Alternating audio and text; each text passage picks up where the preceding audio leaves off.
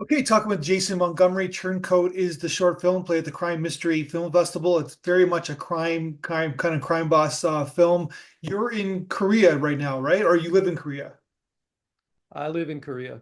Yes. So it's 12:30 in the afternoon on the 28th, November 28th, and right now it's November 27th at 10:30 p.m. in Toronto, my time. So Mm. Yep, the wonders of Zoom.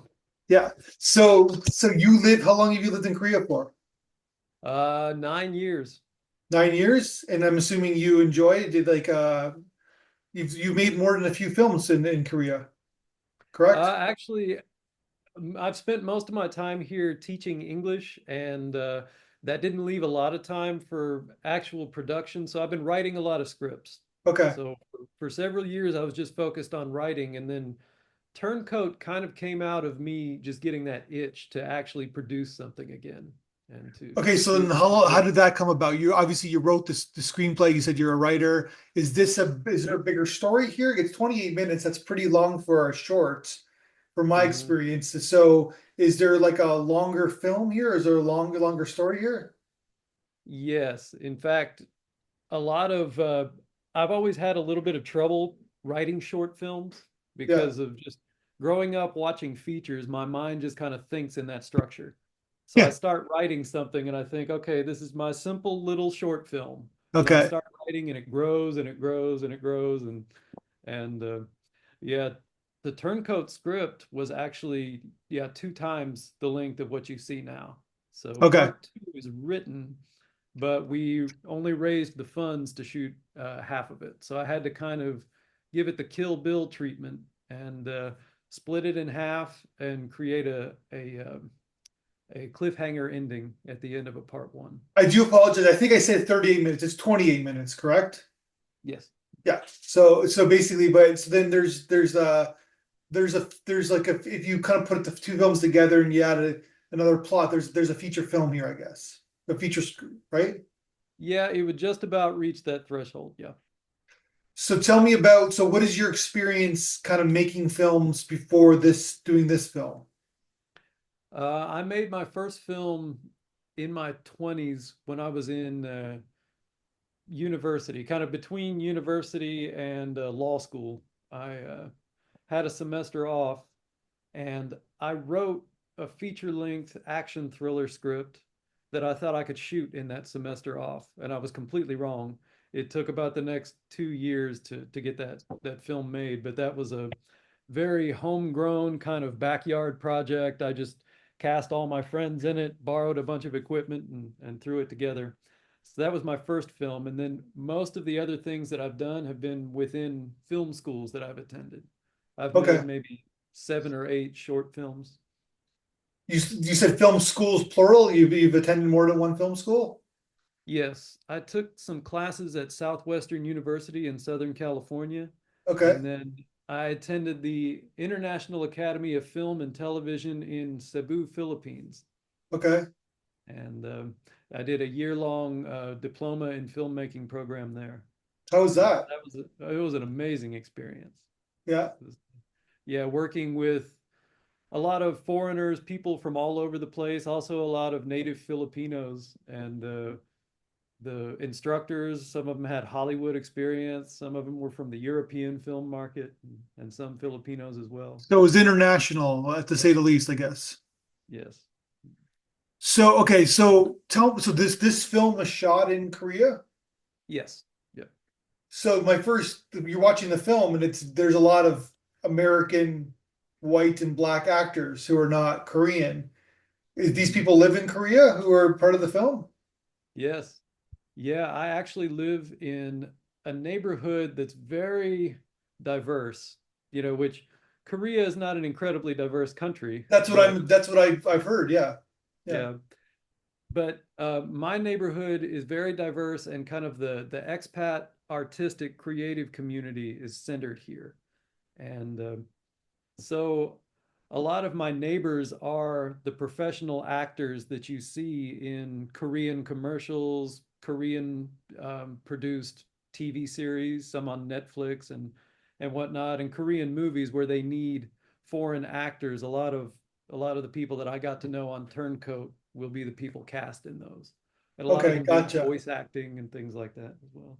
Because you've been there for 9 years in Korea, let's just be honest here. They've had a run of tremendous success internationally, including Yes. an Oscar win. Probably one of the greatest films in the last 30 years too, right? So with Parasite. True. So Yeah, and that was one of the things that brought me here as well. Is I liked the developing cinema and just the production powerhouses that were coming out of Korea, and yeah. several Korean films very much inspired Turncoat.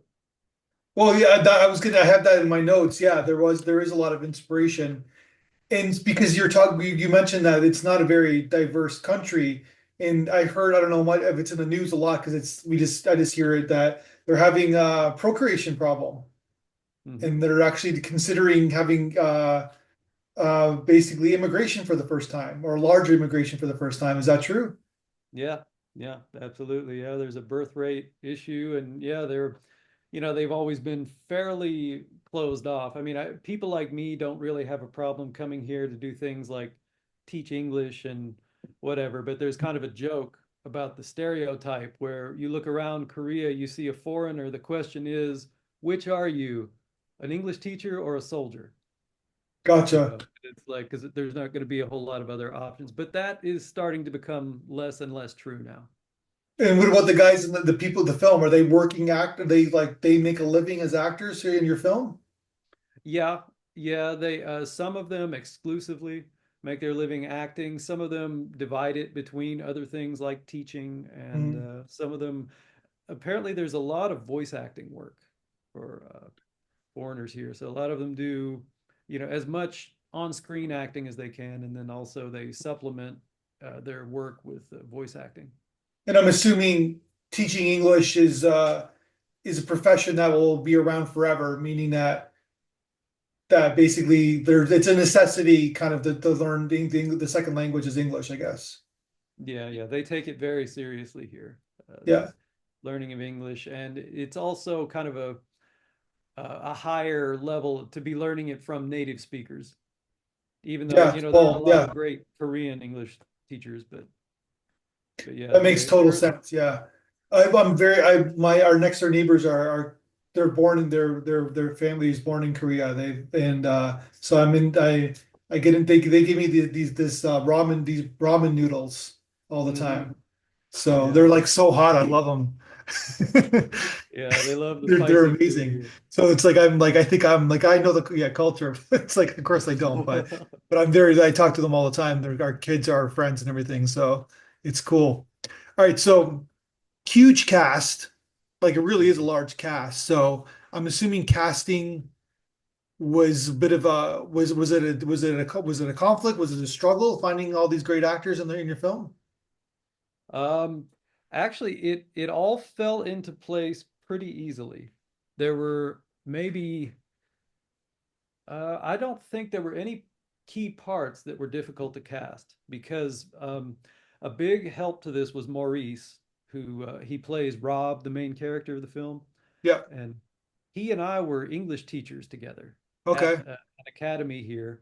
He left a couple of years before I did to pursue acting exclusively, but we were still neighbors because, like I said, he lives in this neighborhood where all the artistic people live. So we had a lot of conversations at the bar where the film is shot, saying, let's do something. Let's do an indie project here. And all this time, Maurice was getting to know all of these actors around here. So Okay. once he read the script and he got familiar with it, he came to me with lists of people where he's like, this role, Leon, I could see one of these two or three guys playing it because they're the right age, and I've Mhm. worked with them. They've done things like this. And then this role I think would be good for these people. And so they started doing recorded auditions and sending them to me. And based on how Maurice had already kind of narrowed it down, it became an easy process. Gotcha. And then you mentioned the bar, which is a key location to your film. So that's the bar that you attend sometimes? Yeah, yeah, yeah. I was a regular there. Got to know the owners quite well. It's a couple, a Canadian man and his Korean wife own that bar together. And yeah, it's a real, good timey neighborhood bar. And it's a lot of regulars go there, but it's also like on any given night, it could be 50-50 regulars plus new people passing through to just check it out. So it's a Is it really like a lot of great. like English speaking, or like a lot of Americans, Canadians go there? It's a total mix. Total mix. Yeah, you might see, I don't know, you might see people that look like, half the room looks like they just came from a K-pop concert, and the other half looks like you're just in Omaha, Nebraska. Yeah. That's another thing that's hit the international stage is the music, the Korean music, right? So you can mention K-pop. So Mhm. they're like they're so when did I'm not, like when did you learn Korean? Like how did you learn Korean? I actually don't speak Korean. Okay, how do you mingle, like if you're teaching English, don't you have to know the other language that you're teaching Uh, to? they they kind of preferred that we didn't. If you get a job teaching English here, they they like if you're not actually bilingual, because Okay. they don't want you to, like, if you're having a problem with communication teaching something to the student, they don't want you to just fall back on saying it in Korean and doing a direct Well, translation. what if they're yelling something at you in Korean and like you don't understand what they're saying? That's I guess I've not had that experience so far, thankfully. Okay. But yeah, I No, I guess a just lot of figured that would like be bridged with gestures and whatever emergency measures need to be taken. gotcha. So there's a lot of long shots in your film. And was that like kind of like in because there's a lot of talking and kind of staging. Did you like was that because of like I'm just curious about your cinema, your directorial style. Sometimes it's budget, right? Because you only have certain amount of time. If you do a long shot, you trust the actors. Like what was your thinking on that? Yeah, I guess it's a tendency of mine in my style to kind of I like the idea of the Spielberg oneer, just the grabbing as much coverage as possible in one shot without, of course, setups, are such a time drag. Yeah, And um, I think it adds more texture to the frame to kind of to say that something seems to be going on in the background, and then you move from what's going on in the foreground to that, and I yeah, think you it do a just lot of adds that. more Yeah, life. Mhm. yeah. There's that one Yeah. scene where the girl is singing, right? In your honor, and then you kind of just pan through the room, kind of see where everybody is. Hmm. Yeah, Yep. That's the only scene of the film where the bar is open. gotcha. The Yeah, yeah, rest of because the time mostly it's most just, it's closed, right? Yeah, yeah. yeah, Yeah. and Yet I wanted that to kind of be a reveal too, because yeah, where it starts on just the four guys on the couches, and you might think this is just another scene where they have the place to themselves. And I tried to do the lighting a little different there as well, and just the color. And then yeah, that pan, because you might think that the music is non-diegetic, or digest. I get yeah, these two mixed up all the time. But then, yeah, hopefully it's a reveal that the music is actually going on live, and then it's yeah. And all the a little. characters are all the characters in the film because of the story is they're wearing suits. They look sharp. Like, did you just get the actors to like bring their best attire to set? Hmm. I did, yeah. Yeah, I Gotcha. had a lot of them ask. They were like, "Do we have access to wardrobe?" And I'm like, "Nope." No, just bring your set. Yeah. Yeah, wear what you would wear to church. So there's obviously like a film noirish kind of style to it, right? Hmm. And I'm assuming that's like that kind of like that genre speaks to you, like you want to kind of make a film like this. Yes, yeah, that's it's a genre that I'm extremely always been really fascinated with, because it's so. I think it seems simple until you delve into it, and then you realize there's a lot of coloring possible in that. And I watched Pulp Fiction just the other night. Not to get off on other movies, but and I realized that to me the Bruce Willis Butch boxer storyline in that is total noir, Yeah. but with a complete twist that It doesn't have the dark ending that's characteristic of noir. But he does like spoiler alert, 30-year-old movie, but he does survive in basically the two enemies kind of merge, right? And as they have a there's a deeper villain of the two villains. They're two villains themselves, right? Yeah, Sorry, what's Bruce Willis's character Butch? What's the Marcellus Wallace, right? yeah, And then of course the rapist is the deeper villain, right? So yeah. Right. They encounter, yeah, something beyond them. but that's Yeah, what but Tarantino does, right? He takes a classic story, a classic genre, and twists and turns it around and kind of makes it his own, I guess, right? hmm He did that with that's noir with Pulp Fiction. He did that with westerns, right? So he did that with war movies. So yeah, yeah, yeah. And I guess that's kind of what I tried to do here with that opening scene of Turncoat, where because it's the beginning and because it's such a, I think, a tropey setup where the mob has, abducted this kind of nobody, and they're angry at him, and it kind of looks like, hopefully I framed it to look like he's just going to be taken out and out of the way, and then we get the story going. But then yeah, of course something else happens though.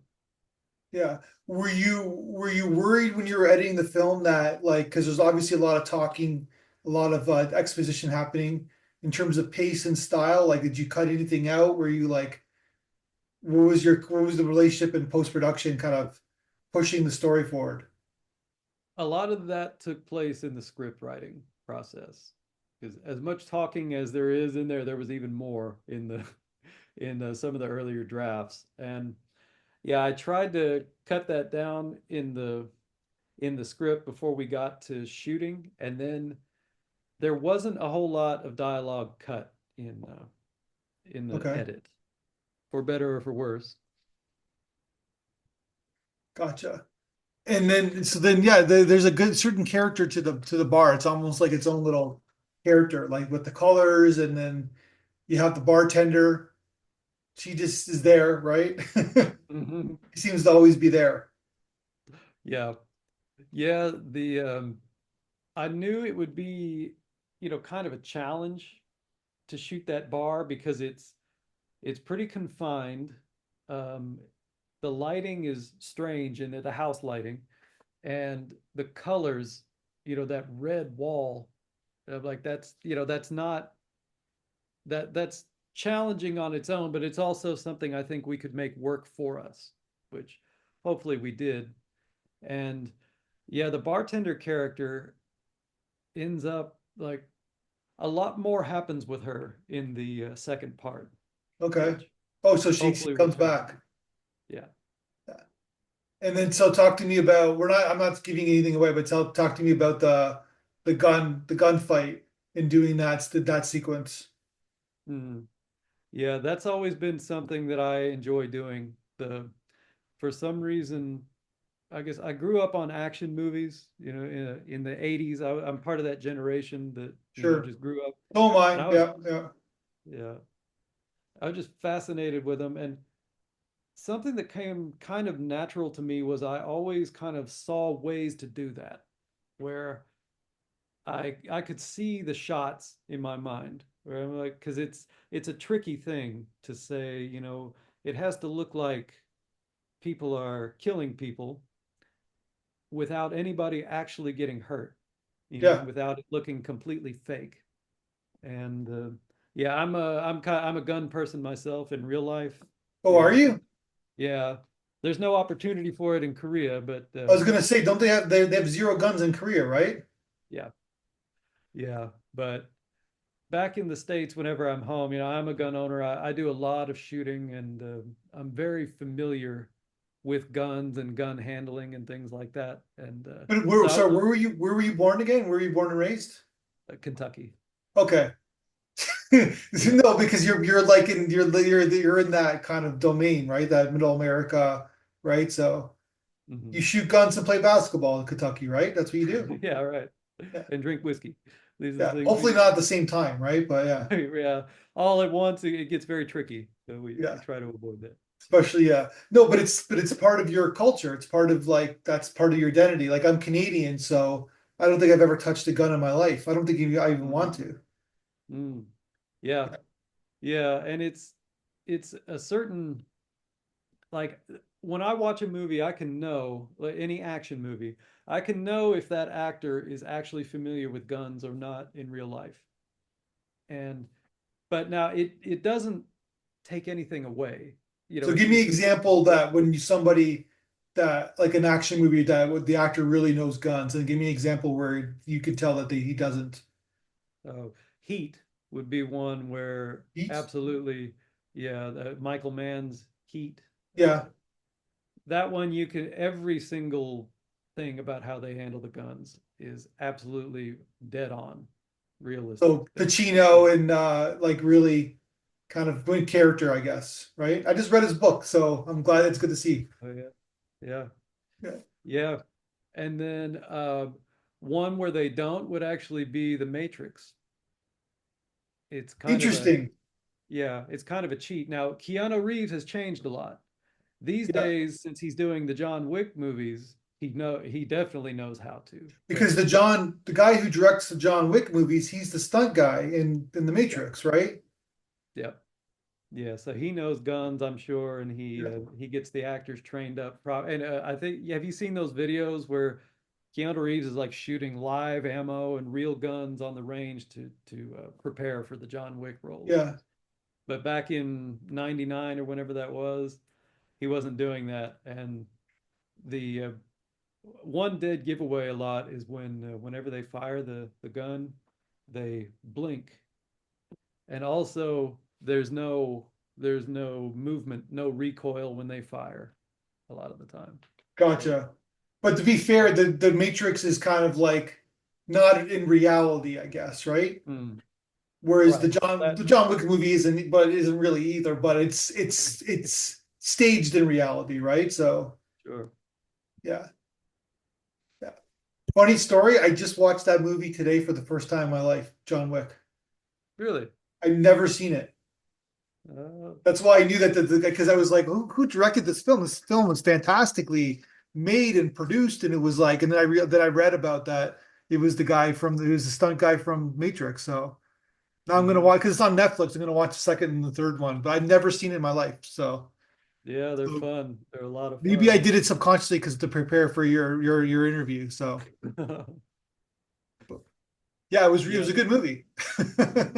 yeah. It's a really interesting nexus between the realistic and the unrealistic Yeah, because 100%. Yeah, exactly. yeah, his movements and his tactics and things are totally realistic, Yeah, but the feats that he's able to pull off with them, sure. not realistic at all. No, well, he kills 80 people, right, in the movie, so All right. it's over the top on purpose. But yeah, but he's grounded. He's ground. I don't know. I haven't seen the sequels, but it's he's a grounded character, right? Mhm. So this one's got, like I said, it's there's a lot of moving parts. Like so, then your terms of like your cinematographer, his name's Will. Like, did you kind of like did you guys shot list everything? Is that how you did the film? Storyboard. You storyboard. Wow. Yeah. Yeah, we storyboarded, but of course, even the best laid plans, they say. Sure. My philosophy on that is I found a great storyboarding program that made it all very easy for me. I do not draw. I can't draw at all. I can't trace a stick figure, but the um, the 3D kind of modeling interface on this storyboarding program that I use makes it very easy. So I always showed up each day with a storyboard that I gave to Will and to other crew members, but we never considered that to be a contract. Gotcha.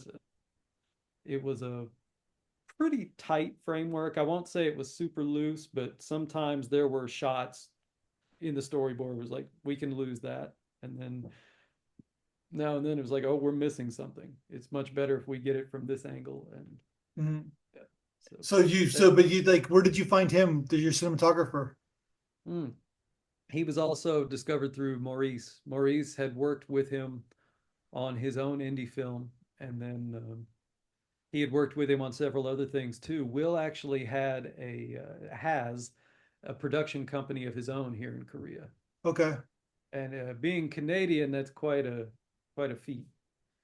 So he Yeah, it does is. Yeah. everything from he does corporate commercials and films when he can and documentaries and And he lives there too. mhm. Yeah. Gotcha. So it seems like there's 100 Americans and Canadians living in Korea, and you know every single one of them. Right. Yeah, it might They all yeah, worked on this film. yeah.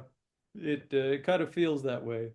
Yeah. Yeah, it's but there's a kind of a filmmaking hub in Busan as well, which is the southern coastal city, the second biggest city in Korea. I believe it's the second biggest city in Korea. And I've gotten to know a few filmmakers there as well. And there's kind of a filmmaking hub there, and these are probably the two main ones in South Korea. Gotcha. And so so you're gonna make the sequel? We hope so. We're seeing how part one is playing at festivals and things like that, and then talking about funding and what our strategies are to get part two going. Yeah, there are Gotcha. some things that I have to deal with first, and it'll be a little delayed, but yeah, we're hoping so. But you're staying in Korea. You've like it's almost like a home now. Yeah, yeah, I'm my my job is going to allow me to be kind of more of a digital nomad in the coming years, and so I'll be moving around quite a bit, but Korea will be one of my main hubs because after Oh, being here so long, it's kind of part of me. so you were here, you stayed there during COVID and everything? Yep, yep, And did you teach English on Zoom? hmm yep, Yeah, that must have yep. been interesting. Yeah, it was something to get used to, Yeah. having a kind of a classroom of people on online. Yeah. Yeah, Who don't know, like you don't know how to speak Korean, most of them don't know how to speak English. Yeah, but yeah, yeah. Oh well, it when we did that, it was classes that I already knew because oh, it was gotcha. Okay, yeah, it was the same company, but everything just shifted to gotcha. online. Well, I can't wait to see the sequel. I hope you get started on it. And like I said, it seems like you nailed it. It's like you like it's besides like some action scenes, it's really 25 minutes of 4 minutes of action, 25 minutes of people talking, and it works. Oh, thank you very much. And it's in its general sense, right? But it's got some good themes, it's got some good noir, like you're giving tribute to the past, but also have your own original spin on things. So Yeah, I really appreciate that, and my experience with this festival has been great. It's like everything that you guys offer is it's a fantastic package. thank you so much. Well, let's talk again when you make your next film. Yeah, absolutely. This will be my go-to festival from this I, one from here I on out. appreciate that. I'm looking forward to talking to you again. I'm looking forward to see the sequel. It should be fun. Yeah, yeah, it's very good to talk to you, and yeah, I also look forward to talking again.